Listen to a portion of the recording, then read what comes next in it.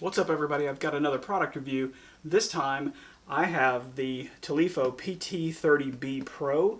This is actually the big brother of the PT-15B that I reviewed a couple of weeks back, and I was really excited when I was able to get a discount coupon from Tolifo for this, because when I did my initial testing on the PT-15B, I wasn't sure that it was actually going to be bright enough for me to use as a kind of, all-around useful light for both review videos like this one as a fill light, as well as some vlog type interview videos where I could use it as like a key light or something like that. I've done some additional testing on the PT-15B, and I'll be sharing some of that fairly soon in some other videos. But what I found actually is the PT-15B is actually a pretty fair key light, but I wanted to have the flexibility of the brighter light, and I didn't even know this one existed until Tolifo actually contacted me. Somehow they heard about the video that I just did, and they said, hey, well, we have a bigger version of that light, and we'd like you to take a look at that one. So I jumped at the chance. So basically what this is, and I'm going to grab the PT-15B and I'll set it side by side here in just a second, but essentially what this is they've just taken the 15-watt PT-15B panel and basically doubled that to give you a 30-watt panel, as I'll show you here in just a second. So basically it has the same specs, except for the wattage, obviously, as the PT-15B. It's a bicolor light, so basically you get, you can adjust between 3200K and 5600K, so pretty much anywhere in between, depending on what situation you're using to film with. So it gives you the information, basic information here. You can see on the back they've got your specs. 30 watts. It says it listed it as 3000 lumens when the PT-15B is listed as 1500 lumens. Uses the NPF series batteries just like the PT-15B. It says the CRI rating is 90 plus. Now, as I mentioned before, the website, on Amazon, it actually lists the CRI as 95. So, I don't know. I haven't done any testing. I don't have the equipment to do testing to see what the CRI actually is, but, for the purposes of review, I'm just going to assume that it's 90 or above 90. So I'm going to go ahead and crack this open. You can see what we've got. So we've got our instruction sheet, and I'll throw that to the side because nobody ever reads instructions, right? So here is the panel itself. So you can see, based on the size, that it's essentially two of the PT-15Bs, and like I said, I'll show you that side by side here in a second.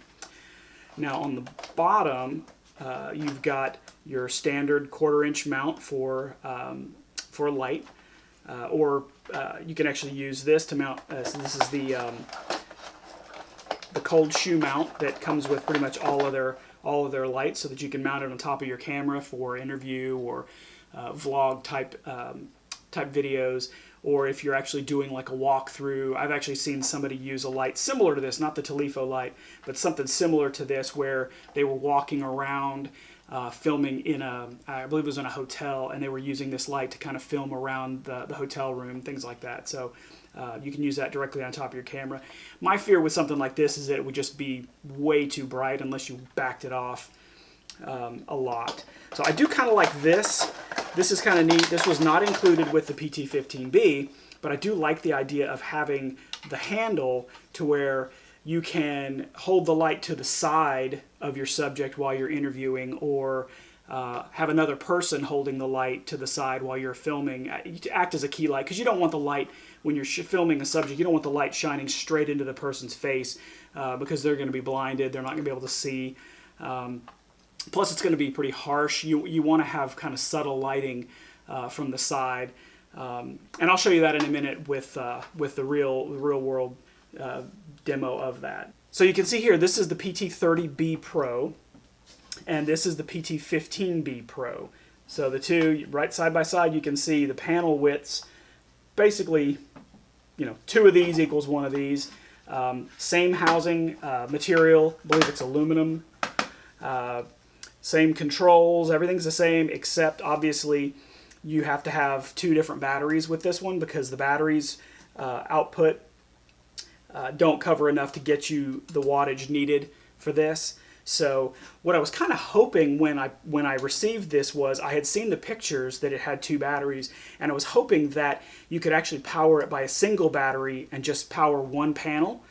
But that's not the way they've got it set up. It actually, I guess, is run in series so that you have to have the full power of both batteries in order to get a light out of it. I did some research and figured that out. So I will throw 2 batteries on there when it gets to that point, so for the demonstration.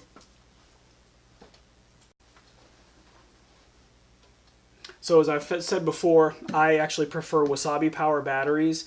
I don't get paid by Wasabi Power. They don't even know I exist, but everything I've ever bought by that company has been really good. I've never had any issues with their stuff, so I do prefer their batteries. So now, like I said, it takes 2 different batteries. Basically, put the batteries in, they click, and power it on. You've got a power button here. You've got the mode button here, and this mode button selects between the light intensity and the light color, the color temperature. So you power it on. So right now, as you can see, the white is on. So if I hit mode, you can see it's at 5600K. So now if I back this off, you'll see that it actually goes down to 3200K. It is pretty orange. So I do prefer the more daylight. Right there, it's at 99%. I'm going to tilt this back just so you can get an idea of the intensity there. So that is quite bright. So bright, in fact, that my camera autofocus was thrown off. All right, so now I'm going to do a practical demonstration. So previously what I did was I did some photos of a Lego truck and just to kind of show the difference in intensity and color temperature of a couple of different lights. And so what I'm going to do this time is I'm actually going to set up the PT-15B with me standing in front of it, and then I'm going to switch to the PT-30B and show you the difference in light intensity based on set fixed camera settings on my camera. Alright, so what I have currently is just ambient light. There's not much light. I'm currently running an ISO of 400 on my camera.